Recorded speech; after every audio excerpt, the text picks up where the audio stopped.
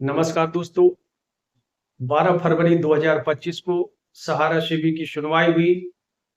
सुनवाई माननीय सर्वोच्च न्यायालय के मुख्य न्यायाधीश संजीव खन्ना जी, न्यायमूर्ति एम सुंदरेश और न्यायमूर्ति बीला एम त्रिवेदी जी की पीठ ने सुनवाई की। और सुनवाई के दौरान जो रोचक तथ्य सामने आए वह बहुत ही अचंभवजनक थे। इसमें जो आदेश है मैंने उसको पढ़ा, मैं पढ़ के भी आपको सुनाता हूं। सुनवाई की अंतिम तिथि के बाद हमारे पास वर्सोवा स्थित भूमि के संबंध में कई बोलीदाता प्रस्तावक आए हैं।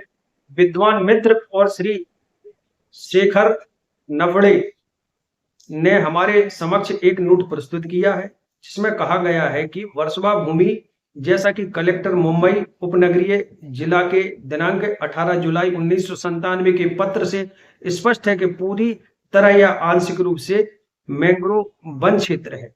उपरोक्त परिस्थितियों में हम सचिव पर्यावरण, वन और जलवायु परिवर्तन मंत्रालय और सचिव आवास और शहरी मामलों के मंत्रालय के साथ साथ महाराष्ट्र राज्य के मुख्य सचिव को नोटिस जारी करना उचित समझते हैं, ताकि वो इस न्यायालय को वर्सोवा भूमि की वर्तमान स्थिति के बारे में सूचित कर सके।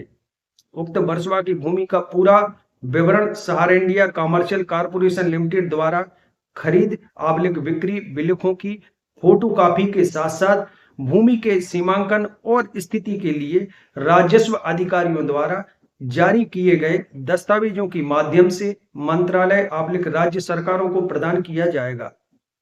संबंधित सचिव MOEFCC और MOHUA भारत संघ और मुख्य सचिव महाराष्ट्र राज्य इस आदेश की एक प्रति के साथ नोटिस की सेवा की तारीख से 15 दिन के भीतर अपने संबंधित हलफनामे दाखिल करेंगे।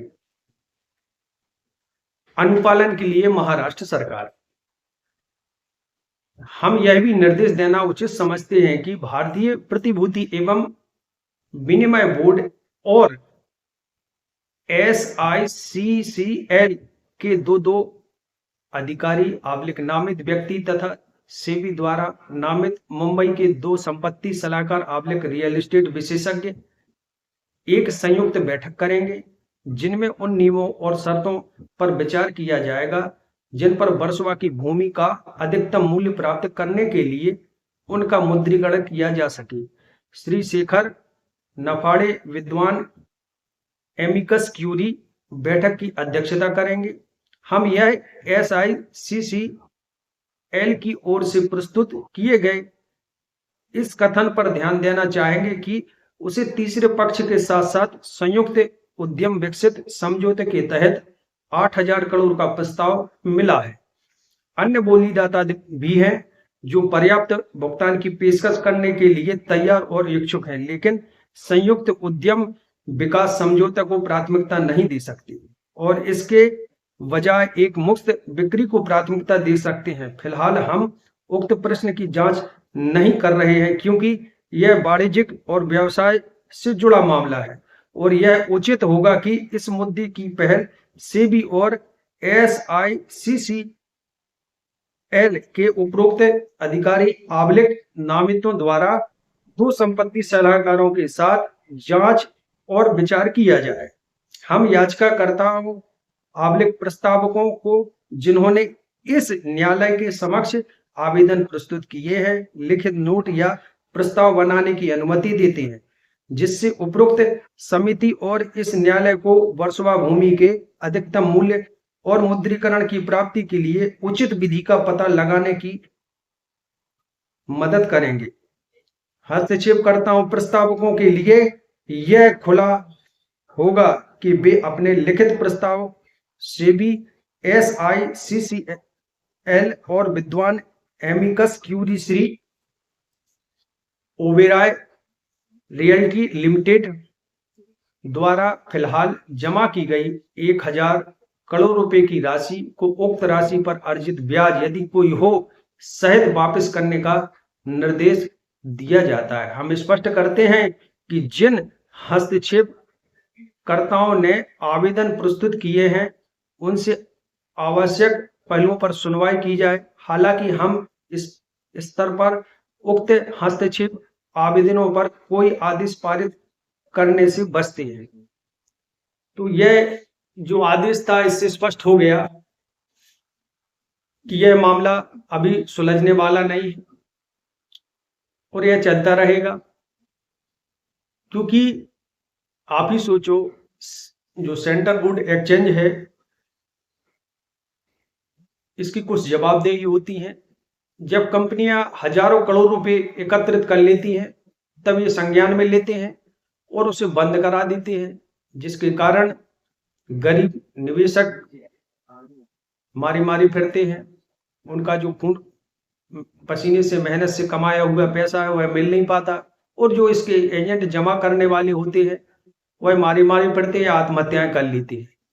उपरोक्त परिस्थितियों स्पष्ट है कि ऐसा लगता है कि यह पहले से ही जैसे पूर्ववत की तरह एक ड्रामा रचा जाता है, रच के गए हों कि तुम्हें यह कहना है, तुम्हें यह कहना है, तुम्हें यह कहना है, जिससे कि मामला सुलझ ना सके। यह सभी लोग जानते हैं कि यदि सहारा सेवी का मैटर सुलझ गया तो जमाकर्ताओं के पैसे जो लेना आसान हो जाएगा। और वर्तमान परिस्थितियों से हम देख ही सकते हैं कि जब टॉप डायरेक्टरों की कंपनी सूची नहीं दे रही है, तो प्रश्न तो उठता है कि जमाकर्ताओं का भुगतान मिलेगा तो कैसे मिलेगा। और उपरोक्त प्रकरण से स्पष्ट हो गया कि यह मामला चलता ही रहेगा।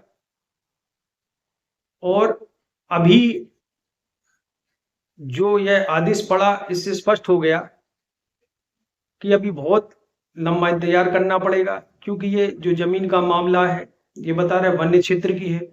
हम सभी को पता है कि यदि कोई भी कंपनी या कोई भी इंडस्ट्री जमीन जगह खरीदती है तो उसके प्रपत्र मौजूद होते हैं।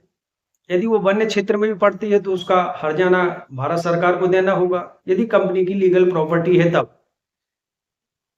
लेकिन जो चीज बहुत पहले हो जानी थी, क्योंकि माननीय सर्वोच्च न्यायालय की जो पेशी की दिनांक है वो बहुत मुश्किल से मिल पाती है, और यह सब रूपरेखा पहले से ही परिपक्व हो जानी थी, तब न्यायालय के समक्ष जाना था, इससे इजी हो जाता। लेकिन ऐसा नहीं हुआ, वही पुरानी रूपरेखा बना के गई। ऐसा लगता है सेबी हो, सहारा हो, ये सब मिलकर ही न्यायालय में गए थे कि तुम्हें क्या कहना है और तुम्हें क्या कहना है, जिससे कि यह जांच चलती रहे और ऐसा वर्षों तक चलता रहे। खैर, माननीय सर्वोच्च न्यायालय का आदेश है तो हम उस विषय में तो कुछ कहना उचित नहीं होगा। लेकिन वर्तमान परिस्थितियों से यह तो स्पष्ट है कि यदि संपत्ति कंपनी की विक्रय होती है तो परेशानी, नहीं विक्रय होती है तो परेशानी। ऐसा लगता है कि इस मैटर को कोई सुलझाना ही नहीं चाहता। किसी को जमाकर्ताओं की पैसों की चिंता नहीं, सेबी चाहती है हमको पैसा मिल जाए और हमको जमाकर्ताओं को न देना पड़े, जैसा कि विदित है। सहारा चाहती है कि यह मामला उलझा रहे और ऐसे वर्षों निकलते जाएं, जिसका परिणाम स्वरूप सहारा के एजेंट हों अथवा जमाकर्ता हों, वह अत्यधिक परेशान है और आत्महत्याएं करने को मजबूर है। लेकिन क्या करें, अंधे नगरी चौपट राजा। खैर, आगे जो अपडेट होगा, जानकारी होगी, मैं उसे आपको बताने का प्रयास करूंगा। जय हिंद, जय भारत।